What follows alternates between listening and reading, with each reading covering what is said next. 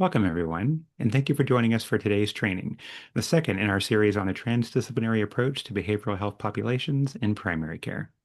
My name is Rick, and I am the Senior Director of Communications, Membership, and Special Initiatives with the Association of Clinicians for the Underserved. I'll be your host for today's training. If you have any technical issues during today's webinar, please don't hesitate to reach out to me for help. For those of you who are new to ACU, we are a transdisciplinary membership organization uniting clinicians, advocates, and organizations in the shared mission to establish a robust, multifaceted workforce to help transform communities to advance access to quality care for all. We do that by providing advocacy, professional education, training and technical assistance, and more to develop clinicians and the healthcare workforce caring for America's underserved communities. We invite you to learn more about us at ACU at clinicians.org. Also, if you are interested in more resources on behavioral health for community health centers and other organizations working with medically underserved communities, we encourage you to visit our behavioral health program page. There you can find archived presentations, upcoming webinars and events, and more.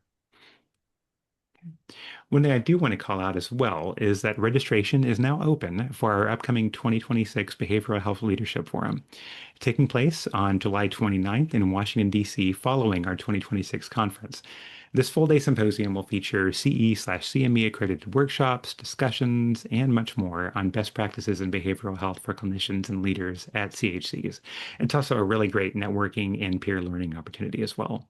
We hope you'll save the date to join us at our third annual forum, and please stay tuned for more details, including potential scholarships to support attendance as well. Lastly, before we begin, and before I introduce our speakers, I wanted to go over a few quick housekeeping items. First, we will be recording this session, and we'll share the recording and the slides with your team within a week of the webinar. We also encourage you to ask questions during the chat as you think of them, and we'll also have a dedicated Q&A at the end of the session. Please also complete our evaluation. It's tremendously helpful to help us continue to improve the quality of our educational offerings. Lastly, I am honored to introduce today's speaker. Dr. Virna Little is the co-founder and special advisor for advocacy and research at Concert Health. She is also the Chief Operations Officer and co-founder of Zero Overdose, as well as a member of ACU's Advisory Council. She is a national expert in suicide prevention and collaborative care, a faculty member for Zero Suicide, and previously served for over 2 decades as the senior vice president for a large FQHC network in New York. Additionally, with more than 15 years in behavioral and public health, Tiffany Conroy has a broad background that includes direct clinical care, work in state government, and leading system transformation efforts. As the senior lead integrated health consultant at the Iowa PCA, she helps community health centers optimize current operations and lay strong foundations for integrated health, and leads a team of integrated health consultants across medical, oral health, and pharmacy services. Currently, she is also a Health Connect Fellow at the Mid-Iowa Health Foundation, where her fellowship project centers on the timely and accurate reimbursement of integrated care in Iowa. We're honored to have both of our speakers with us here today, and with that, I will turn it over to Dr. Little to kick us off. Well, thank you. I'm very glad to be here. And thank you, Tiffany, for joining me today.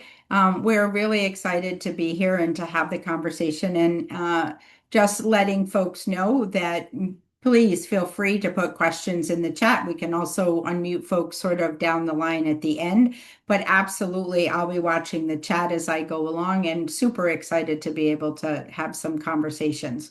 So we're going to talk today very specifically about the health and behavior CPT codes. These are actually codes that I think have been historically a little underutilized, and I think a lot of that was given some of the history. So we're going to try to talk about them a little bit in terms of how we can use them, what they are, what some of the billing requirements are, where we might be able to use them, what some of the documentation looks like, what some real world scenarios are, and maybe try to avoid some pitfalls that folks have found along the way for some of you. So tying this back, earlier in our initial presentation, we talked about this grid, and part of what we're doing is thinking or working with organizations like yours to think about their entire behavioral health population to say, okay, who do we have, and then who can we serve under the umbrella for our entire population. And we talked a little bit about transdisciplinary care kind of being the gold standard, right? So that if we're really going to develop integrated systems, we're going to have some shared care planning. We're going to do some cross training so that, Tiffany is going to know a little bit more about diabetes, and primary care is going to know something about safety planning. And we're going to do some shared accountability so that everyone on the team is responsible for depression screening and mammograms, that we're gonna truly come at that as a team. And then we're going to think about our population broadly. So we talked about health focused interventions or health and behavior interventions, which we're going to talk about today. Next time, we're going to talk about measurement-based care, and particularly one evidence-based model there, collaborative care. So we're going to spend some time talking there next month. And then we're going to talk about some focus brief interventions, though there's a lot of folks that fall outside of measurement-based care. We do a lot around early childhood. We run a lot of groups. We care for folks that have a really diverse background and come with some very diverse behavioral health needs and conditions. And then we have patients that are more on the complex side. So these are people that maybe we're caring for doing primary care, but are also connected to specialty mental health, or maybe we do provide the specialty mental health, or they call us their clinical home, and we're sort of everything that they need and trying to meet all of their needs. And then we have addiction and suicide that sort of span across that. So this is a little bit around the framework that we put up for these webinars and sort of how we're thinking about the populations. So one of the things that we're going to try to do today is start and think about just your health-focused interventions and think about what that looks like across the board. And a lot of times when you talk to organizations who are doing integrated care and you ask about some of the health and behavior interventions, they're not actually doing something separate. They're maybe doing part of it and billing it under the psychotherapy codes, or oftentimes a lot of health and behavior, again, can be a one and done. And do we even, think about that as an option oftentimes? So glad to answer any questions about this or share this, but this is a really helpful way to start to think through caring for your behavioral health populations.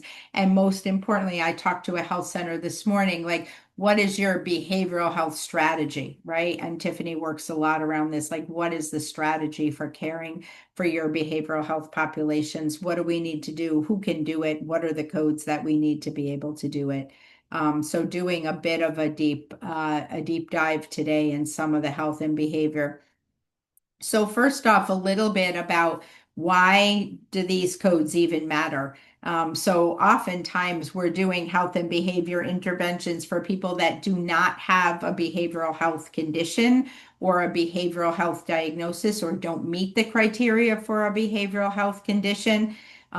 So oftentimes we have a time consideration. So we were talking today about the fact that sometimes you don't meet the time requirement to bill a psychotherapy code. So never mind the fact that it doesn't maybe meet the criteria for a psychotherapy code. There are some time considerations. And oftentimes for health and behavioral interventions, I might do something and maybe we're just meeting that one time. Maybe it is a health and behavior intervention and it's not something where we're going to meet ongoing, or, maybe we're not even going to have a follow-up. And also, I remember a time, and actually, Tiffany, this might be the experience across your state, and I know people are doing it. Because we weren't able, as behavioral health providers, we couldn't bill for smoking, right? If we wanted to do a group to address smoking, I had to run a group for people who smoked, who had anxiety, for people who had depression. And so then I could bill the anxiety, bill the depression is sort of the reason for the groups, right? The primary diagnosis. I couldn't just run like a smoking cessation group. And so that's because at the time we weren't able to use these health and behavior interventions. So I don't know if that's still something that you see in your practices across the state. Are people still having to do that? Yeah, in Iowa in particular, we have challenges with reimbursement for group in general. And so there's limited use of that in our health centers. But I would say there's definitely that consideration still, which, to your point, and I'll talk about a bit later, is that piece where it does limit the support we can offer folks because they do then have to qualify for another condition, like a mental health condition, to get the services, whereas the intention behind or the opportunity with the HBAI codes is that we can hopefully get to people before they might meet the criteria for a behavioral health condition because we don't have to have that qualifying condition to use these codes. And so it's unfortunately still the case, and it is as many things on my current list of things I'm exploring and trying to tackle. Hmm. Yeah. And yeah, it's just like was always an interesting phenomenon, like trying to figure out how to go around it. So let's talk a little bit about what some of the time considerations, and this actually comes up quite a bit. So when we think about what some of the time requirements are, most of the time what we're using are the psychotherapy codes.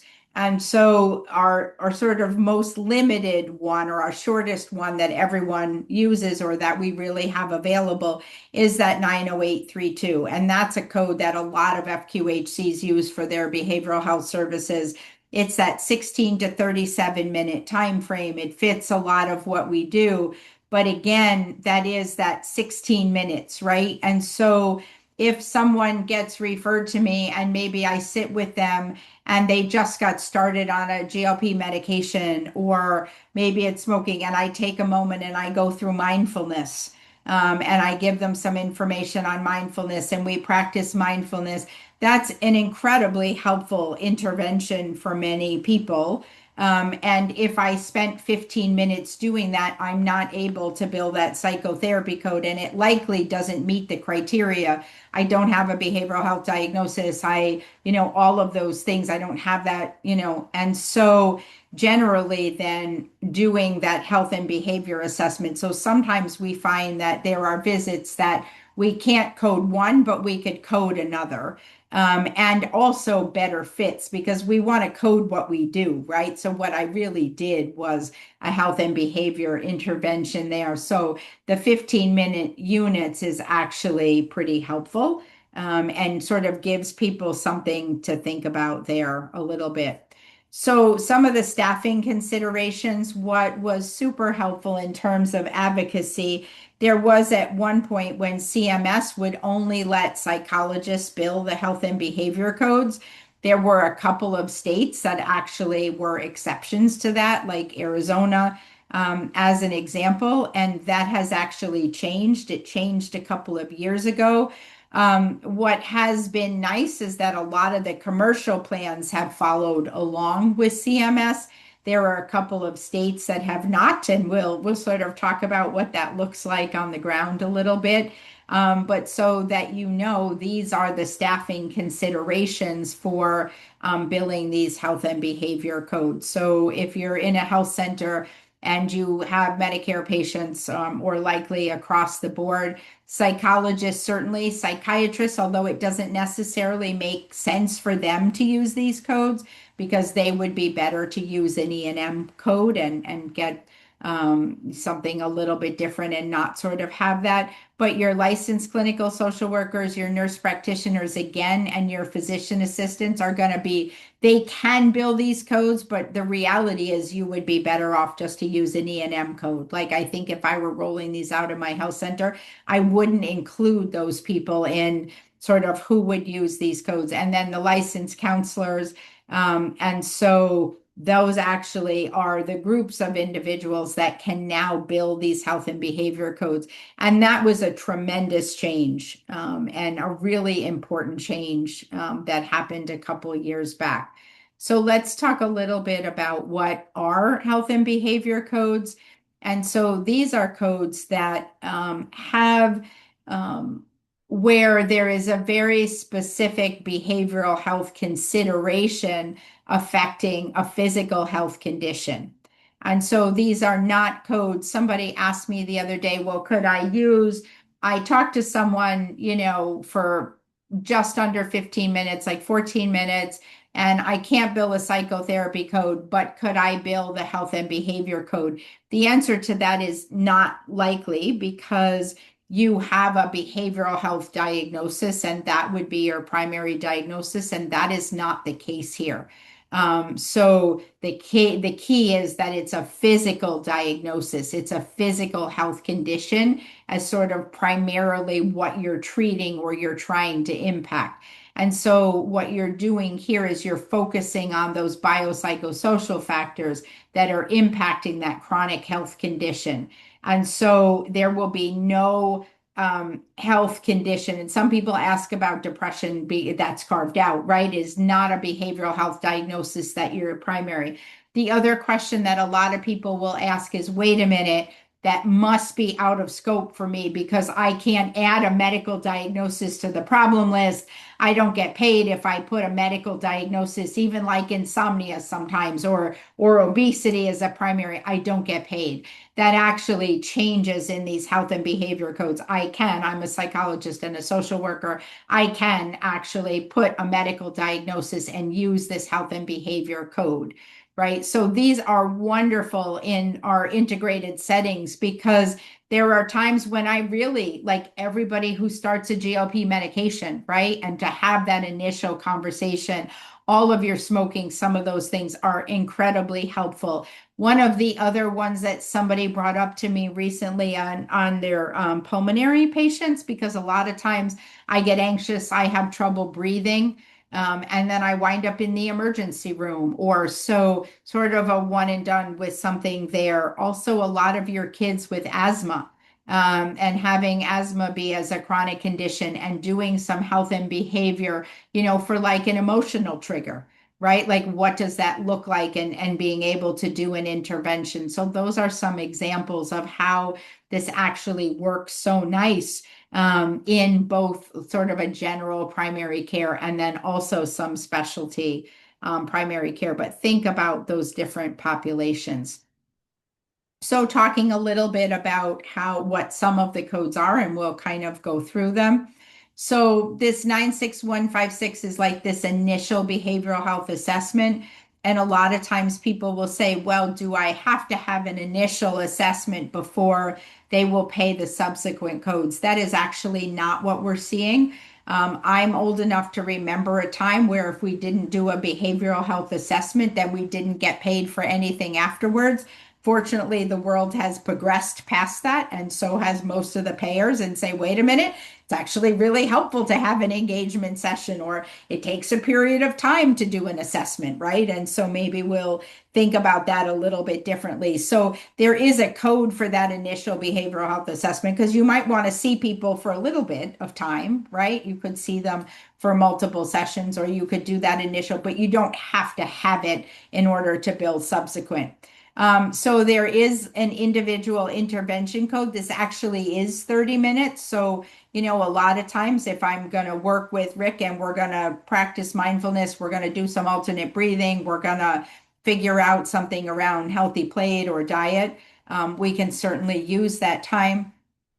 And then we have the 9615 time, which is each additional 15 minutes. And so I could spend longer with someone or I could spend shorter. It's nice to have those 15-minute increments because then I can use them sort of as I need them. I love the group intervention. This is really nice with prenatal groups, with smoking groups. If you put everybody that started a GLP med in a group, right? And you sort of did this even a 30-minute group, that would be incredibly helpful for people. You need to have at least two patients, otherwise it's not a group, it's an individual session. But you need at least two patients to be able to do that.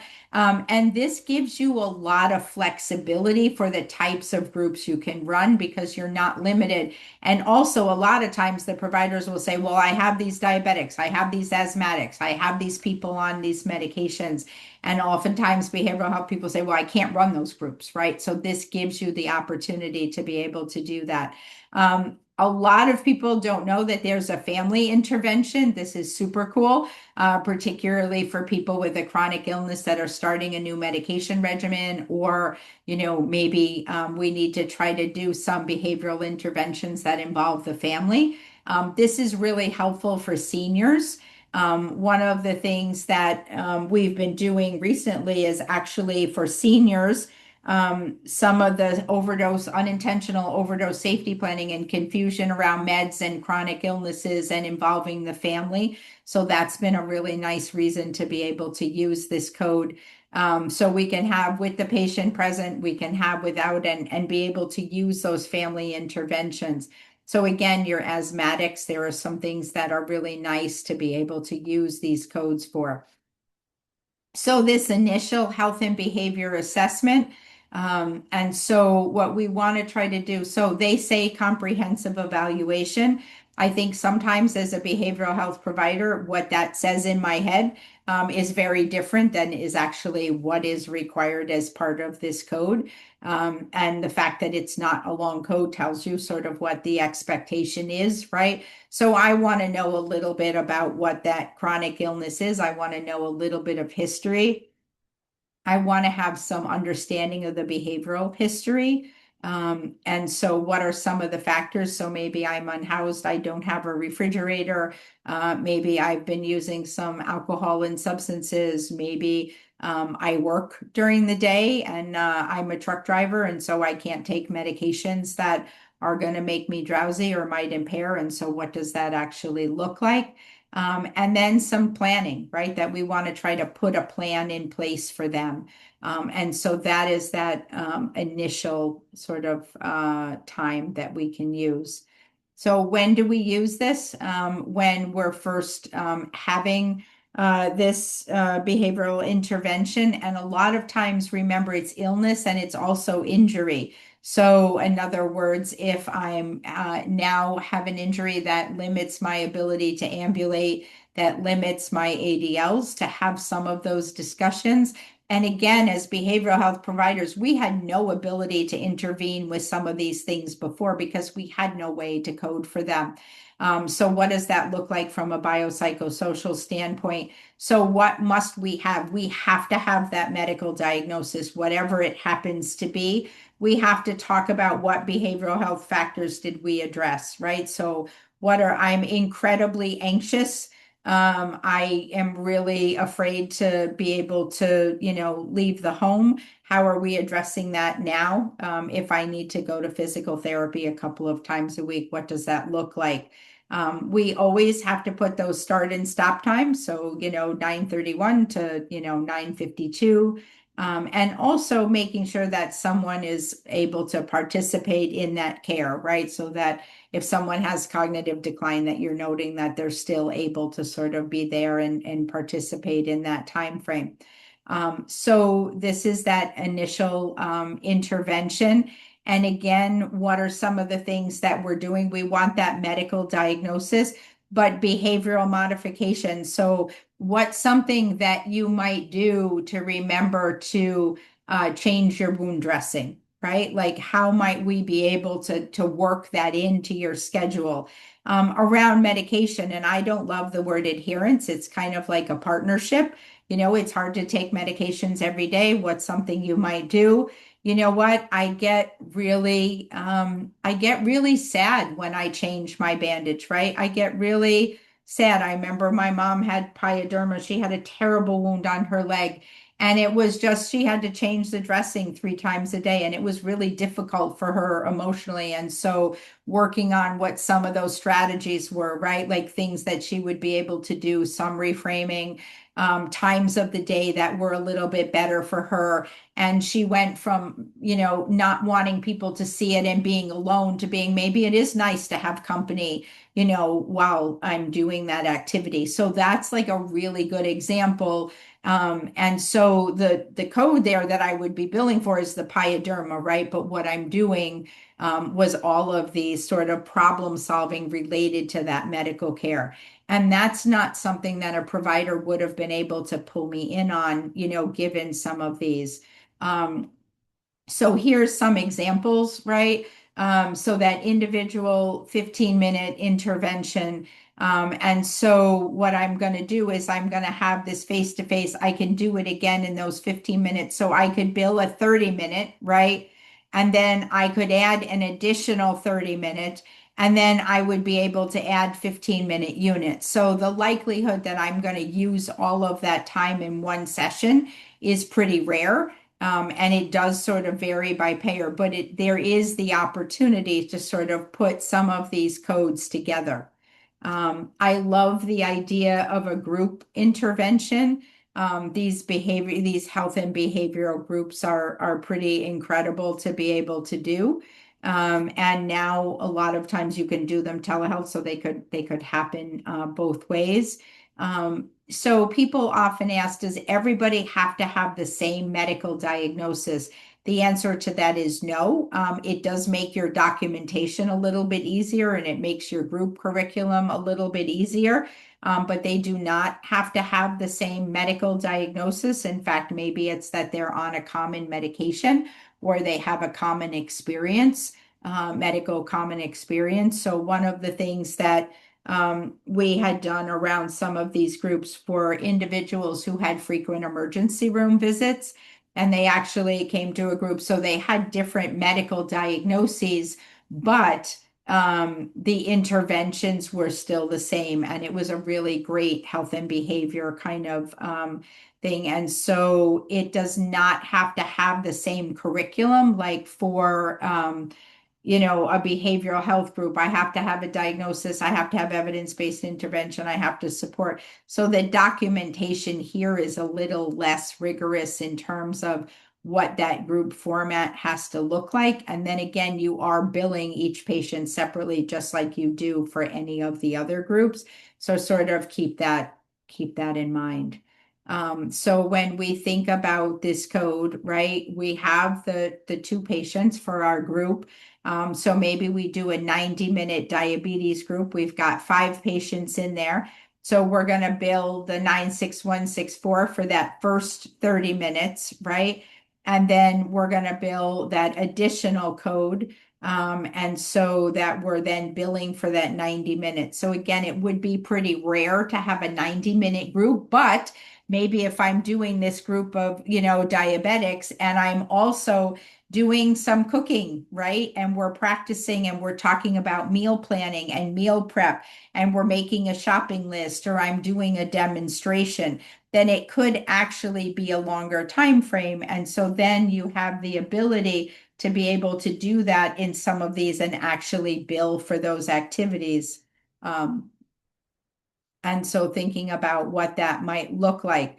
And so talking a little bit about the family intervention with the patient there. So this is where someone is really involved. So this could be, that child with asthma as an example. And what we're looking at, how we're going to be able to manage maybe the family pet or visiting friends and family, how we're going to manage those social triggers, and what that looks like. So sort of bringing everybody together. So if I'm starting to have an emotional trigger for my asthma, what some of the things that we might be able to do as we go forward and think about what that looks like. And so then again, sort of the family intervention with and without the patient, again, oftentimes with seniors. So many times you have with seniors where maybe there'll be talk about meal prep or being able to get someone to eat. So we have a family member, they have cancer. We're really trying to do some times of the day when they can eat. We're trying to involve the family in changing some meal times or changing what that looks like. So maybe doing some problem solving there. Maybe we have someone now. So recently we had someone and they were a recent amputee. And so how does this change what happens in the family? How does this change family chores? How can we do some problem solving? And also, some stress management, certainly to be able to support the patient sort of in that journey a little bit. So just kind of thinking about what some of those things look like. So talking very specifically about Medicare and Medicare billing. So many of you have a significant Medicare population. So again, these are the folks who are able to bill. I would not really have, again, my physicians, nurse practitioners, PAs. I think even my nurse specialists probably would have other codes. They have to be enrolled in Medicare. And you have to be able to, license to provide the services. And so I'm wondering, Tiffany, if you have run any groups, like are your practices thinking as you think about moving forward with sort of the health and behavior, are some of your practices running groups or where are you seeing sort of the biggest need or having the most conversations, like what patient populations? Yeah, no groups right now using these codes as it is on my kind of task list to tackle up soon. One of the things that I see a lot are a lot of conversations and questions around how to support patients living with chronic conditions like hypertension, high blood pressure, and diabetes.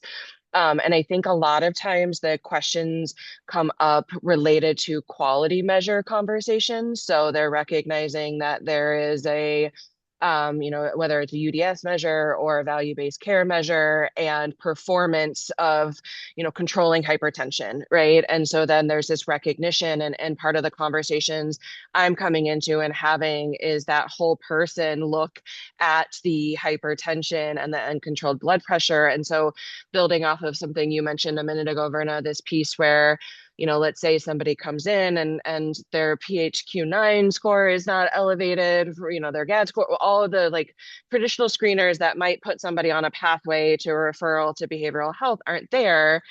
But the primary care provider recognizes that this patient that they're working with is experiencing a lot of stressors and they're continuing to smoke as a coping strategy for those stressors. And they have, a conflict in their relationship, like all of these different pieces. And so those have been some of my inroads to have those conversations and talk about, to exactly your point, this patient isn't on the traditional care referral pathway for behavioral health services. They don't meet the diagnostic criteria for anxiety or depression. And they're experiencing a lot of behavioral factors that are impacting their ability to control and manage and lower their blood pressure or their A1C. Mhm. And so being able to come in from those conversations, and again, that kind of buy-in piece from a clinic or an operations perspective, where it's like, well, this is where you're performing at this measure. And we know that when someone has those whole health needs met, they're likely to have better clinical outcomes, which might make you perform better in this measure, which might return on investment, essentially. So it's kind of that ability to speak to the piece of the problem that's going to most resonate with the audience that I'm talking to in terms of that collaboration and buy-in piece. Yeah, I'm almost thinking, I was just thinking a little bit about, what you were talking about prevention and thinking most of the behavioral health services in the FQHCs are not actually set up to be able to do the health and behavior because if I'm going to take Mhm. that handoff from the provider and I'm going to do that sort of one time, maybe two time intervention with the patient or the family, you kind of have to have the ability to do that and you're working alongside the provider sort of Yeah. in a very different way with very Yep. different types of visits and scheduling, right? And Yes. Yes. so and then you're also giving the behavioral health providers the option to do some of these visits, which they may Hmm. not always thing to do, right? And then I was thinking about it, if we're thinking about behavioral health strategy for an organization, like we've been talking a lot about being reactive, right? Like we're going to get these Yes. patients and they fall into these buckets and we're going to do these things. But Yep. actually thinking about being proactive and saying, Yep. here's all of our asthmatics that have Yep. been in the emergency room, right? Here's Hmm. all of our diabetic high utilizers, or here's all of our GLP patients, right? Hmm. That we're going to proactively say these patients are going to, we're going to outreach to them, we're going to engage Yep. them in these services, or this is going to be a part of our process. And so I think as we think about optimizing these codes, we think, how Yes. can we reactively, for lack of a better word, build them in? And how can Yep. we proactively use them to target for both prevention, right? So Yes. who is not scoring, but maybe could have a one and done, right? Yes. High, and who do we want to target because we want to Yep. actually be proactive? So I think it gives Yes. us like some different populations of people to think Hmm. about for like broad implementation and Hmm. optimizing these codes across our whole population, right? Yeah, So, absolutely. yeah. Yep, that's at the core of a lot of the work that I'm doing. I think about it on tracks in terms of both reaction or individual patient needs, and a need has been actively identified in a counter during an interaction with the provider, and there's the whole team knowledge of the role, for example, like a BHC could play, or someone who's able to step in and do that, a behavioral health consultant, or someone else who can step in and do an HBAI code. I'm also looking at this from a population health lens as well. And how can we utilize the data in our EHR systems to proactively identify patients? And so, whether that's like we're doing a lot of work around prepare screening, and are there certain people when we know that they're experiencing housing insecurity or things like Mhm. that? Like, is that a potential? But even beyond like that, still targeted approach. I did a site visit a couple weeks ago down at one of our Southern Iowa clinics are they're in the process of building out their integrated model. And we talked about like schedule scrubbing. And so like each day, like before you're at your huddle, look at your schedule and say like, hey, I know this person, like, or we have X number of people coming in who have Y diagnoses. Like, anecdotally, research wise, we know that they tend to benefit more from having somebody to step in and address these stressors. And so we're going to just offer this as a resource to them, Yeah. like before, like, and even sometimes I talk to them too about how the behavioral health person could come in, like if the provider's running late, and, to step in because they've already been asked to work with this Mhm. patient, like, could they go in ahead of time, which increases patient satisfaction because they're not just sitting in a room alone for 20 more Yeah. minutes. And can they go in and start that conversation and potentially Mhm. gather some information that then clinically informs that providers encounter with them as well? And so there's billing complications and things that you have to like nuance, and who initiates and all of that that you have to be mindful of. But it Yeah, is an option, and it just it is. embeds even more that group consolidated approach.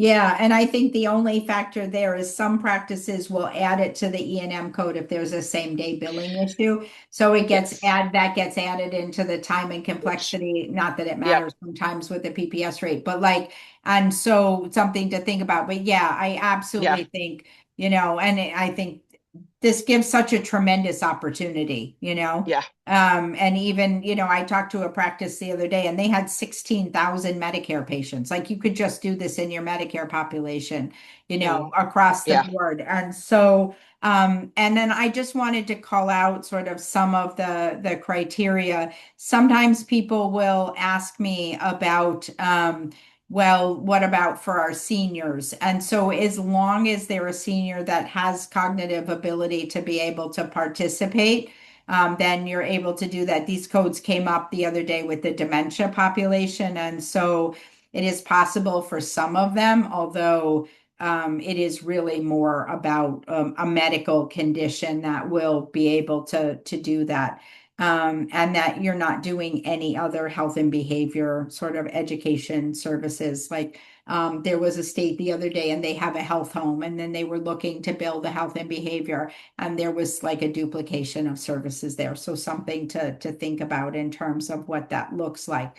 So some of the things that are not covered. So like family education, right? This is really not about just providing, here's pamphlets on, whatever it happens to be. We can do a screening. So in other words, maybe want some additional information on sleep. Maybe I do an Epworth sleep scale or something. But it is not just for screening. Sometimes people say, well, can I do just the Epworth sleep scale? Can I do just the scale? Can I do just the Vanderbilt? No.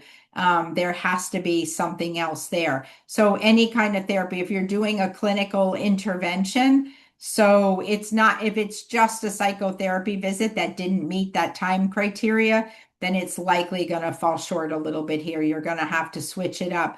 And any case management activities. So people will ask, well, I helped someone with housing. I got them an appointment. I called in, I got them DME, right? I ordered a wheelchair. Those things are not included in these codes. And I'm not debating the fact that they're needed or necessary.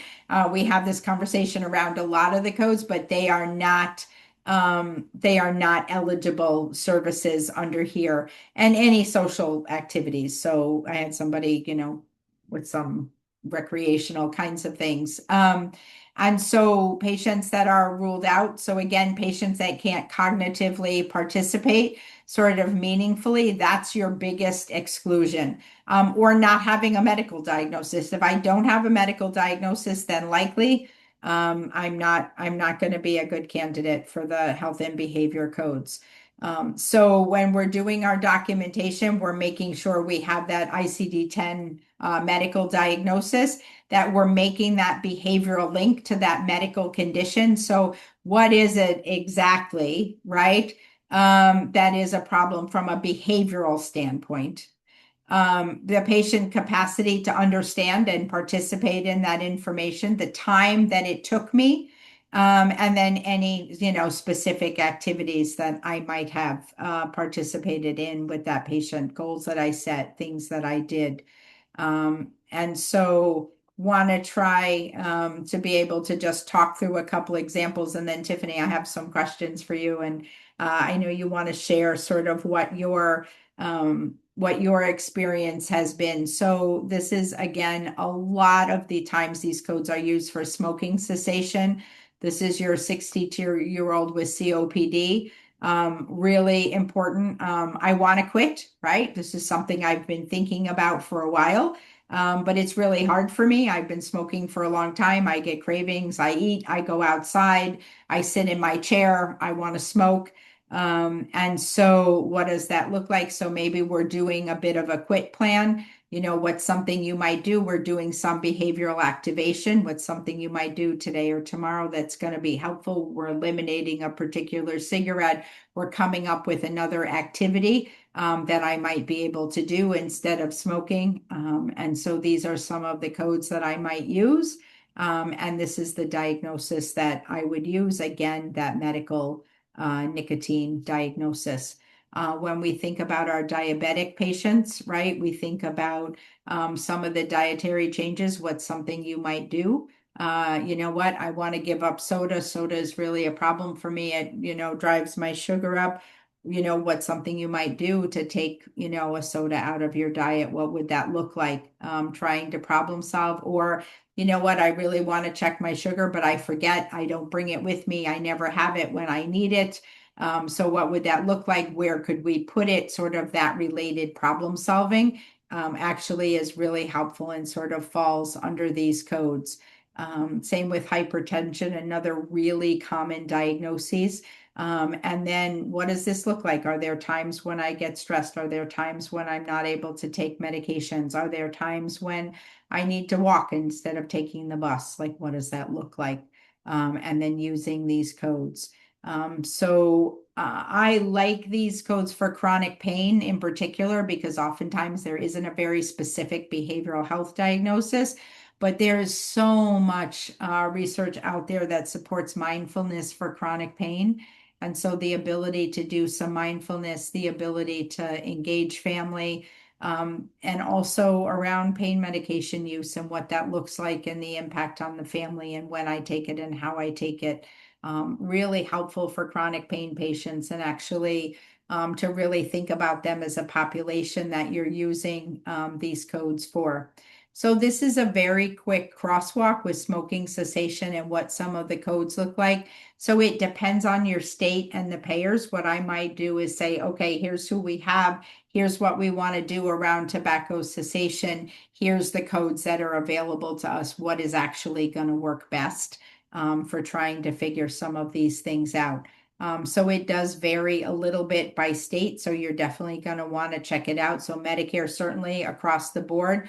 Most states have followed for the health and behavior codes, although you're going to hear where there's some hiccups still in that process. So some of the things or reasons that we see for denials are still using a psychiatric diagnosis, billing not being face to face, and not putting in the time. This is how much time I spent from beginning to end, or billing a group, for example, without sufficient particulars. So we have some examples here of what would be good documentation or things that you might be able to include. So those are going to be super helpful. So hopefully this was helpful for you in terms of thinking about the health and behavior codes across your practice and as part of your behavioral health strategy. And so we can certainly continue to support you as you think about using these and coming away with some decisions. So here's some references that we've included and some of the places that we got some information. And I'm going to turn it over to Tiffany because one of the things that I think is really helpful is to hear from people on the ground. And Tiffany and I have had some pretty significant conversations around these codes, and I'm always confident in her ability to be successful. So Thank you. Tiffany, if you want to just sort of talk a little bit about Yep. what some of your challenges are and how you Yep. even stumbled upon this problem. Yeah, so as I mentioned in my bio, I work for the Primary Care Association, and so I get the privilege of having a line of sight into our health centers across the state and really looking at network level challenges and addressing that at that broader level, and then providing that direct support to the health centers and their behavioral health teams in particular. So as I've been in my role about 3.5 years, and from the beginning, I just continue to hear challenges of we're not getting same-day visits reimbursed. In Iowa, Medicaid visits are to be reimbursed for a same day physical medical appointment and behavioral health appointment. But historically, there have just been long ongoing challenge with that. And so that was just blanketly a challenge. And then as Virna mentioned, it was in 2024 when the HBAI codes opened up to behavioral health providers beyond psychologists. And so then that became this new frontier of, okay, we have people who are in positions who could be billing the HBAI codes, but they weren't able to before. So now we have this new avenue for potential reimbursement, but we're not confident in how to bill those, who can bill them, what are those documentation requirements. Are the MCOs in Iowa, we have privatized Medicaid through our 3 MCOs, like, are they going to pay? And so there was just all of these different unknowns. And we struggled with that lack of clear guidance around those gaps in understanding. We had health centers, understandably, just moving away from same day billing and integrated because they weren't being reimbursed correctly, or they were doing it and writing off the second visit or not, bill. It's all of these different payment complexities. And then we also just we've had a limited use of HBII codes in general because of we have a low number of behavioral health consultants who can be in that specific role to provide that integrated and embedded in the primary care team support.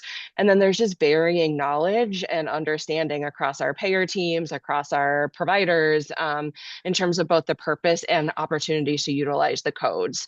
And then just generally those MCO challenges. And so I have been doing significant work over the last 2 years to really do work at the root cause of these challenges and do some systemic and network-wide efforts around this. So culminating in our first ever behavioral health integration strategy that launched last month. But throughout this time, we've been doing a lot of work. One thing, working with our state behavioral health leadership. Iowa PCA recently took over the administration of the Behavioral Health Services Safety Net, which is outside of FQHCs. It's like community mental health centers and substance use agencies. So we take up a bigger footprint in behavioral health to begin with now. And so we have more face time with the leaders and decision makers.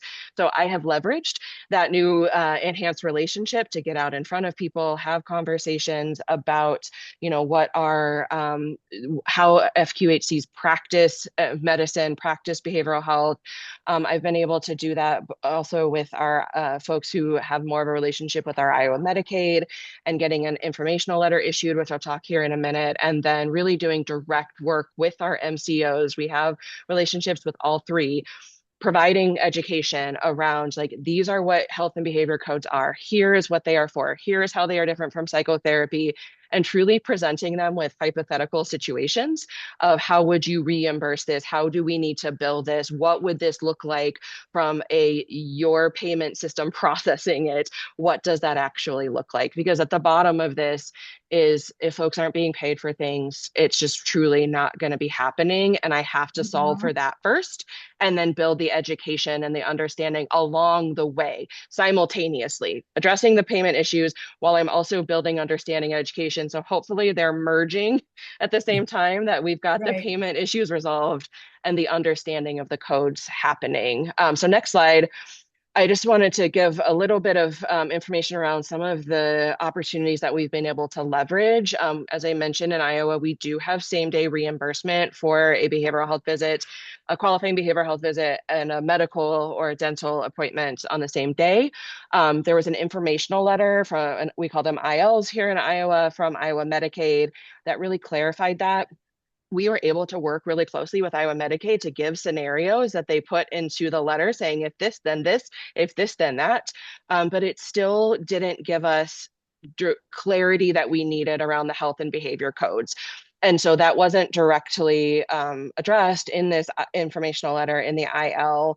And so we went and had meetings with the MCO plan presidents and their staff who we have regular meetings with, and talked with them about, like, this is what's missing from that. Here's a scenario in which we could envision these codes being utilized independently or on a same day. And we were fortunate through those relationships and that ongoing education to get all three of our MCOs to come to agreement on how they are going to process those claims with a health and behavior code on it, so that it's uniform across all three of the MCOs, so that our health center doesn't have to bill one MCO this way and another MCO that way. And so there is a modifier that will have to go on the claim, which is, I won't get into the logistics of all of that, but it's our scenario that we came up with for now. Mhm. But we're fortunate that 11 out of our 14 health centers are all in the same instance of OCHIN Epic. And so we are also working on the back end with OCHIN to get a automator for that modifier, so that those claims go into a work queue to make sure that they get that modifier and are billed correctly, so that we're not adding a bunch of extra work on the front end for our health centers, and we're reducing the likelihood that they get submitted incorrectly. And then I also put together a really detailed, like, same day FAQ around the visit types and payer types, so that it's like a crosswalk. So our health centers can be like, okay, this, and then I have to do this. Because for whatever reason, it all lives in my brain and I can make sense of it, but Yes, it is I can complicated relate and completely. confusing. And that would be something. So if there were health centers in states or people who wanted to take that journey in their state, you would. So maybe you could share that with me and we can Absolutely. out with Yep. folks. I'm happy to. If folks want to reach out to me, I'll just talk quickly about the next piece. I just wanted to let you all know kind of the work that I did to get to the root cause, to understand kind of what those needs are. So I was fortunate enough to work with our data and tech team to pull 2 years worth of claims data over all of our health centers that are on the same instance of OCHIN Epic, and look at denials. And so this, it gives us a really clear picture in terms of, we're able to pull it by service area, by provider, by diagnosis code, by CPT code, by denial code. And then with Power BI, do a click, click, click, and it shows us kind of those scenarios. And so I've been able to get a better, like, line of sight into the hard data, because anecdotally, right, I've been hearing, we're not getting these paid for, we're not getting things paid for, we're not getting this piece in place, but now I have more of the hard data. that I'm then using to uncover some of the patterns, whether it's a potential billing error on our side that we need to do TA around and support correct billing and documentation, or it's a continued issue with the payment system on the MCO side. All of this right now has been focused on MCOs. I'm not bringing commercial payers into the fold just quite yet. And then the last thing that I'll say from my piece, next slide, is I'm also in my fellowship through Mid Iowa Health, working on my project is the timely and accurate reimbursement of integrated care. So I'm working with one of our financial partners who have knowledge and expertise in FQHC billing to build some financial modeling tools, to look at current operations, what is our staffing mix, our payer mix, our population mix, all of that, and then translating that into some modeling around, if you were to use HBAI codes, what would that look like? What would sustainability, what would profitability look like? And the same for collaborative care. And so this is something that's in the works, that I'm excited about, because really what I'm trying to do is help people make data informed decisions that can ease burden, but also make these interventions sustainable, Mhm. and that we can actually make it something that, our health centers are able to see the value from both a clinical impact and then also the back end on that financial impact as Which well. I think is so important when you think about a behavioral health strategy. First of all, as an FQHC, you need a behavioral health strategy, right? And Hmm. then the ability to say, here's all the codes I can use. How can Hmm. I use them? What codes can I use? Who do I have that can use them? And Yep. then to put them in a good pro forma.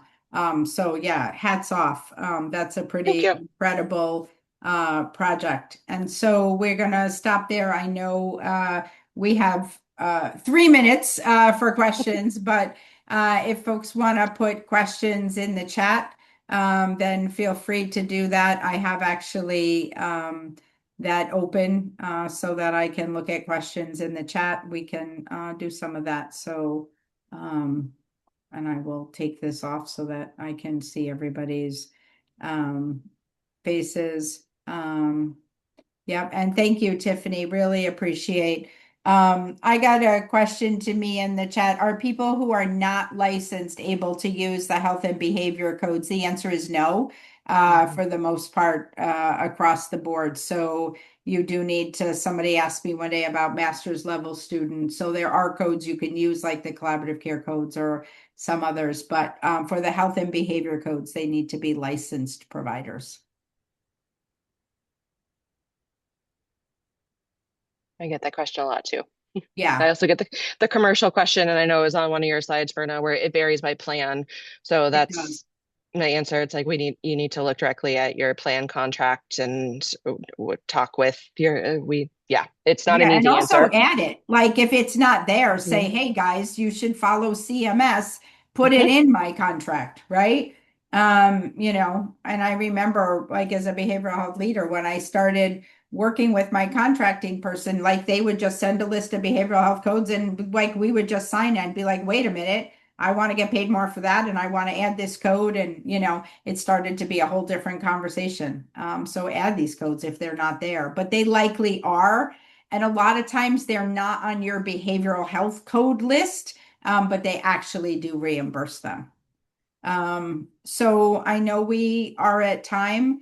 Thank you, everybody, for participating Thank you. today. Tiffany, is always a pleasure to get some Back really at you, on the Virna. ground experience and a lot to talk about. And actually, I started to think about it a little differently myself today as we were kind of chatting back and forth. So, Same. well, thank you, everyone. Very much appreciated. And I wish everyone a wonderful day. And again, Tiffany, thanks for joining. Thank you, Virna. Thank you, Rick. And please reach out anyone. I put my email in the chat. Always happy to provide resources. Have a great day. Bye, everyone. Bye.